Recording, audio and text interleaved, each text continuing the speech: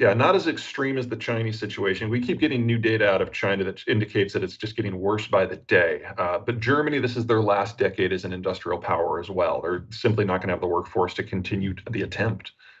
So Switzerland does have a younger demographic than Germany. They have a minimum 20 extra years. That doesn't mean that their future is particularly bright in the long term, but they've got a lot of time to potentially figure something out. And they're going to learn a lot from what the Germans do or don't do. France has the healthiest demography in the region. A lot of this is going to be picked up by the French. Now, yes, the French are not capable of doing German-style precision manufacturing, but that doesn't mean they're a slouch. As for the Central Europeans, most notably the Poles, the demographic situation is similar, but they're all 15 years younger. So there's, again, another couple of decades. So you'll see this system break up, and a lot of people leave, just like they did the last time that the Germans faced a major geopolitical stress back in the 1840s. Remember, we got 1 million Germans in like a 4-year period from out migration. You're probably going to see something very similar again. The trick, of course, is whether the United States can fix its immigration system between now and when this break really happens so that we can take advantage. I hope it does. In the case of Germany, theoretically, emphasis on the word theoretically, it might be able to use immigration in some way. The scale of what is necessary would be huge, though. You need to bring in 2 to 3 million people under age 25 a year for the next 20 years. And if you do that, Germans are no longer a majority in their own country. So, you know, the cultural transformation. That's the rub. That's the cultural transformation of doing it so late in the day makes it much, much harder. So Canada is an example of a country that did it before. So the Canadian demography was very similar to the German demography 15 years ago. And so they started up a massive inward migration program under the Harper government, continued it under Trudeau. And I don't mean to suggest that they've solved it, but they've provided an interesting case study for how it doesn't have to change you. The United States has a much healthier demography than Canada had 15 years ago. And is generally the destination for a lot of countries who want, or people who want a better life. So we can theoretically make the decision to do this at scale. But the countries that we would reach to for that are now very different.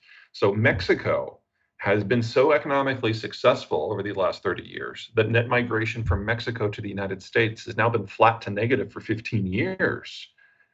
And with NAFTA, they've industrialized and their birth rate has dropped. And so now they are a destination country for inward migrants as well. And so for the first time in US history, we've got Canada, the United States, and Mexico who are all on the same side when it comes to migration issues. That's a very different conversation that's being had now compared to just 5 years ago. Most of the migrants we're getting are coming from failing states. El Salvador, Honduras, Nicaragua, Cuba, and most recently, Venezuela. The numbers, the apolitical numbers are obvious. We need these people. The politics are obviously more of a problem. And in that, the issue absolutely has been Donald Trump because he's done two things. Number one, he's closed down almost all methods for legal migration. So it doesn't matter if you don't know how to clean a window. It doesn't matter if you can design a supercomputer. You have to come illegally if you want to come to the United States. It's like, so all the people that we say that we want, we're saying they can't come either. Second, he built the wall. Now, the wall is going through the border zone, which is the most remote part of the American continent. The Chihuahuan and the Sonoran deserts are some of the greatest natural barriers in the world. And by building the wall, he has built 50 construction roads across this barrier in order to build something that's 20 to 30 feet tall. Well, I ask you this, if you can quadruple your income by using a ladder once, wouldn't you? Especially now that on the other side of that ladder is a road. Are roads. So Donald Trump functionally has been the most pro-illegal migrant president we've ever had. Now, the Biden administration is, if anything, as hostile to migration because he's attempting to bring the unions into his political coalition. Part of this whole, our politics are a mess, is that some of the factions have broken away already, and the unions are one of them. And they, as a rule, are the first or the second most anti-migration group in the country. So no one in Washington wants to talk about meaningful immigration reform until we know where the unions are going to land. That's not going to be this year or next year. Yeah, and framing it that way. And for most, it's too late. I mean, China's just too big. They could absorb all of the world's willing migrants, assuming the migrants wanted to go there, and it wouldn't be enough to move the needle. Canada is a very special case. Their percentage of foreign-born is triple that of the countries in second place, and it's a tie between us and Australia and New Zealand and Argentina, where we're all at right around 3%, whereas the Canadians are at about 10. Well, there's always the linear forecast fallacy. The idea is that the last 20 years had this percentage of growth, so the next 20 years will be that percentage of growth. I mean, by that logic, we're all going to be Nigerian by the year 2150. It's so, that's number one. Number two, there's a lack of understanding of the degree to which China is a technological power. And even for semiconductors, and forget the high-end stuff, which the Chinese can't even pretend to make. Like the low-end stuff between like 70 and 90 nanometer, things are just like barely a step over the Internet of Things. Yes, the Chinese make a lot of those, but with imported equipment and imported software and imported labor, the skill sets of the Chinese just have not improved much. Labor costs have gone up by a factor of 14 in the last 22 years, but worker productivity has barely doubled. So China is no longer the low-cost producer, and they were never able to become the high-tech producer. They do low-end, they do assembly. That is not nothing. That is an essential piece of the process, but it's not a dominance part of the process, and that is the easiest part to move. And so what we've been seeing in just the last couple of months is foreign direct investment is now negative, because people are realizing that you don't put your people at risk. You don't put your capital at risk in a system that now criminalizes due diligence. The story is in the process of turning.